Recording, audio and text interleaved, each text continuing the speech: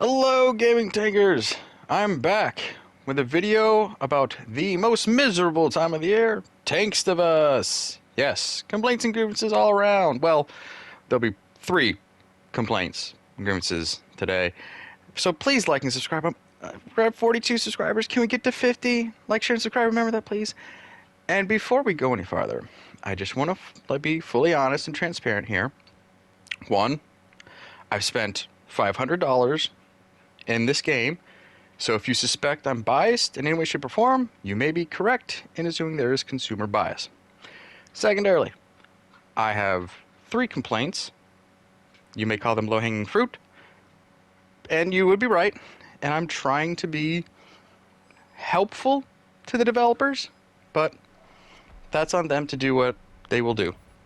So, firstly, when it comes to low-hanging fruit, the hill I'm willing to die on, and it's the old complaint which has plagued this game since it first was released, and that is the lack of a proper map boundary. Yes, the checkered line. That in some maps you follow a path, like Dragon Ridge, and suddenly you're an invisible wall. You're at an invisible wall. You don't become invisible. That's a whole different game mode. They haven't created it. But yes, this attempt at a map boundary that when 6.0 was released and still persisted, in fact, it was, and bam, 1500, then lead designer, now he's like executive director, was like, no, we can't do a map boundary because of the colorblind people, like PC has and Blitz has. We can't do that. Of course, when 6.0 released, they didn't have colorblind mode at all. They forgot that. That got left out. Well, like I said, low-hanging fruit. About October or so, near fall, it was announced in one of their weekly assault streams that yes, maybe in 2024, well, they will probably do this in 2024. It was like they will look into creating a proper map boundary. We did it, everyone! After, well, it will probably be, maybe, if we're lucky, 9 years, they will put in a proper map boundary and be an almost professional looking multiplayer online game. Why it took so long? No idea. I gotta be honest, when it came to something like this, which should have been first on, the to-do list, I feel like someone's like, nah, checkered line, lazy, move on to something else. Lazy, or just, you got priorities. We got a shoestring budget and 10 people on staff. I don't know. That was then. This is now. How this is going to happen, considering the fact that just to do some basic graphical upgrades, the whole point of 6.0 and that whole thing was this: we have to take maps out of the game, completely take them out, retexture them, remodel them, so they will be HD-rific. So when it comes to this map boundary, I'm like, will there be new maps with it and the old maps won't until they're taken out and retextured? I don't know. I feel like Wargaming Console created a headache for themselves in doing this, but we will get map boundaries, real map boundaries you can see from a distance, not when you're right on top of it. Or what usually happens for me is like I try to flank a tank, but not realizing we're so close to the map boundary that I hit a invisible wall. So, yay on that. Now, sadly, I'll be going to the next clip, the next complaint, so you'll not be able to see what happens with this M50 Ontos. And, well, spoilers, we win, I take third. Yes, awesome times, but it's all about the map boundary, not about the match.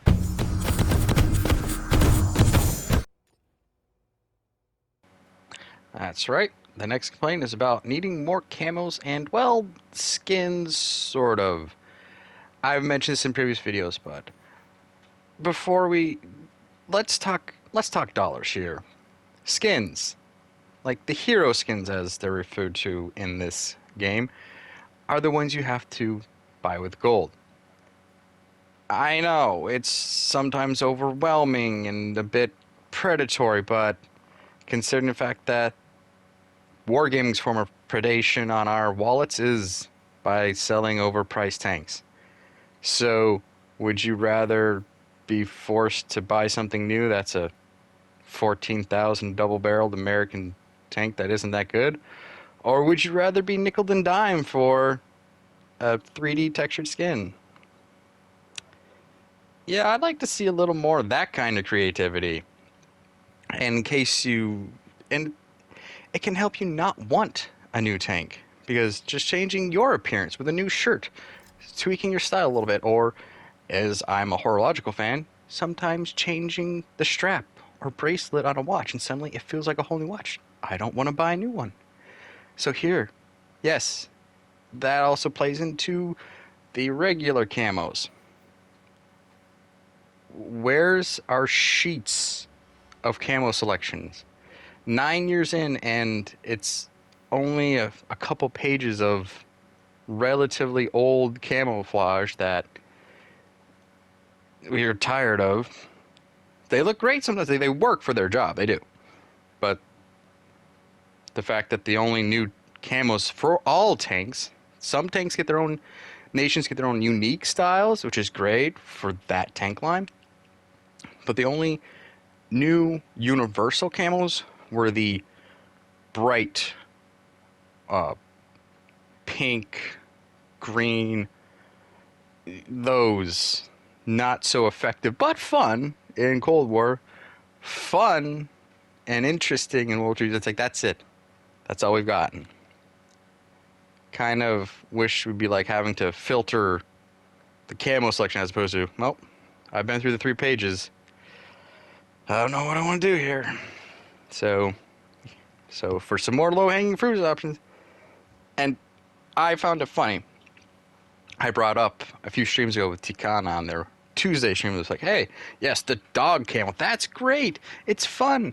It actually kind of still works, especially in desert settings and maybe some urban and obviously some of the more autumn foliage. Yeah, it's great. It's fun. It's doggos. He said to me, because I made that comment, it's like, great, and we need more of that. It's like, hey, if you guys have any, if you guys have created your own 2D camos for tanks and would like to submit them to us, and we'll review them and see if we can't put them in. It's like, I think if they were doing a competition, wink, wink, nudge, nudge, that would be great.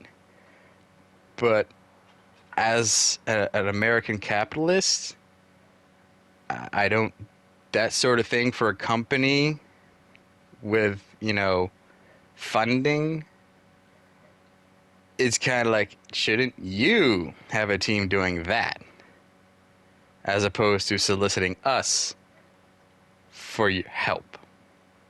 Again, if they want to do a competition and you get a unique tank or you get gold, whatever, hey, that's fun. That's community interaction. But just like flat out asking, hey, while you guys are advertising our game with your YouTube videos and your Twitch streams, could you also draw some tank camos, please?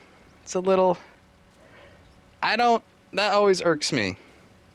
So, but I would like to see some more unique camos. They don't all have to be camo, I still want some racing stripes, some lightning bolts down the side of the tank. I mean, alright, hear me out. We all know heavy metal van, 1980s heavy metal van, the Conan the Barbarian holding the sword in the air, one hand on a giant tiger while a woman's wrapped around his leg like Leia in Star Wars poster. Can we get something like that for like the M113? Sort of like that thing to have fun. Also, well, you pay for that one, but yes. But, just the sometimes simple is, but, just... I wouldn't mind having one of my leopards look like the paint job from a 1967 Camaro. Just putting that out there. Okay? So, that's my 2 cents on skins and camos. Again, low-hanging fruit. Just trying to make this easy for you. Seriously, my son. I've lowered the hoop as far as it will go. I have gotten the stepladder. I know you're 4.5 years old, but just lean over and drop the ball, and boom, you are Michael Jordan's Space Jam. You have dunked the ball. Yay! Stop. I can't make this any easy for you, son. I can't. Okay. All right. All right. Now, on to the next complaints, which has been aggravating all of us. Yeah, base capture. This has been something seems to be steadily escalating over the years, in that of, especially in Cold War mode, but also as tanks get faster in the World War II mode, teammates seem more of the opinion it's better to capture a base as soon as possible. I don't know if they're something from Call of Duty or whatever, or Battlefield, but that seems to be happening more, and really not the point of this game, which is to attack, destroy, get XP through damage, and the more XP you have, the better your silver is, and the more likely you are to win. And sorry for these chaotic clips a little bit. These are all segments from a match I had that just, I had to relearn the whole base capture mechanics. And this match gave me a thought of, because there were 6 enemy teams capturing our base, but 3 of them were the first 3 into the base, which means they were the one with the capture points, which is annoying, but they had taken cover, you'll see, but at the same time, who's capturing? And that's what happens a lot with Cold War mode. It's like, yeah, you could have 3, 4, or 6 tanks capturing a base. Who should I prioritize in targeting? And I think it would really help if there was an indicator, once that tank is detected, an indicator of which tanks are the ones with the capture points. And I know what you're saying. Well, maybe we should just have, after 2 minutes, the bases become available for capture. That's an option, but the problem is this early base capturing feeds into consoles' mentality, especially with Cold War, 4 to 5 minute matches. So if the enemy team captures your base in the first 3 minutes, that's perfectly fine to them. That's not fine to us, because it can literally mean only a few tanks have been damaged or taken out. Next to nothing has been achieved. The purpose of this game, to destroy other tanks, has not been achieved. So either start incentivizing base defense, or start helping us destroy the base captors. It is just my thought there. Especially, I know it's hard in World War II because with the slow tanks, you gotta get moving, you gotta get out there. And who the hell wants to, unless you're artillery, who wants to sit near the base, not be rewarded, and assume you're gonna be like the defensive line in soccer/football, waiting for the enemy team to break through your offensive line and then get to you? That's not guaranteed XP. That's not guaranteed damage. That's guaranteed nothing. It's like, maybe I'll get some action or I won't. So base capture, it's part of warfare, but at the same time, it's either the maps need to be redesigned, or defending your base needs to be improved or incentivized in some way. This is one of those ones where, there's a gray zone. I know I said it was low-hanging fruit, but it really can be hard, especially when there's no training. I think that's also another. It's like, yes, you can capture the base for points, but could you maybe not? I know a lot of other competitive multiplayer should be like, yes, if you take the base, you win, and you will get like XP boost from that. But if you've done only 2 minutes of gameplay, you've done next to nothing, you've actually robbed yourself of more potential XP, and that's, yeah. As this game evolves to more modern tanks, base capture is another one of those old mechanics that is gonna need to be addressed, which maybe it'll help with bigger maps, but that's more for Cold War and maybe tier 10, but it's one of those things like, yeah, maybe wait 2 minutes and then allow the base to be captured, which then means once you've learned the map layout, you could just rush to that spot, and suddenly once the base is activated, you're just immediately captured.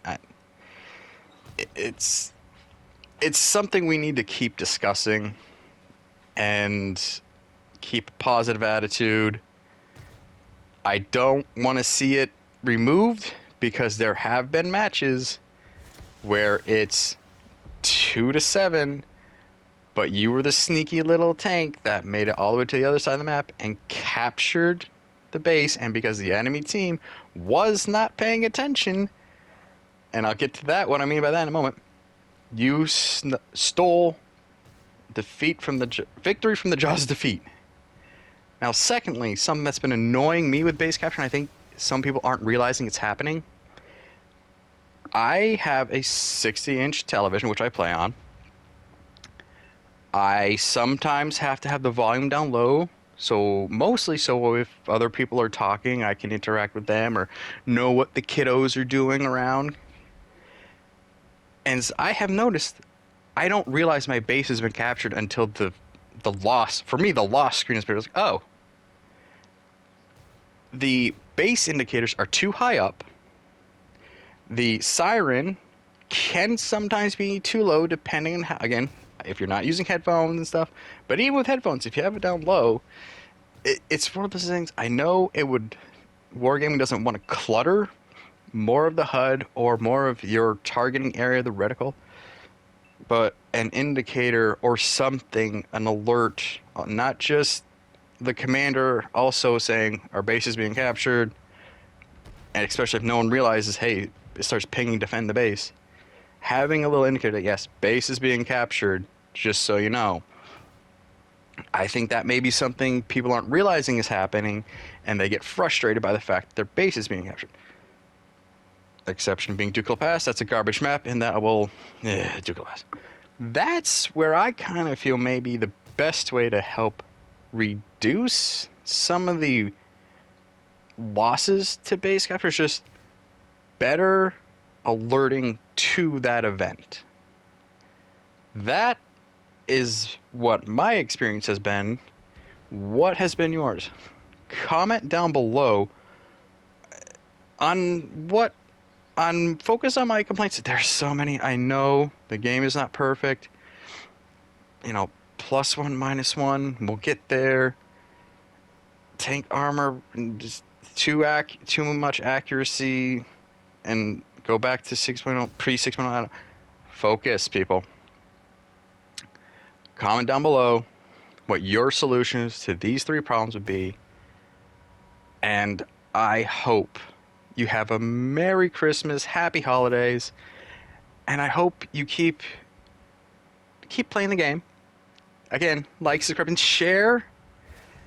And if we can get to 50 subscribers by the end of the year, I'd really like to take a week off and play the game, because content creation takes up a lot of playtime instead of just playing the game. So, with that said, comment down below, etc., etc.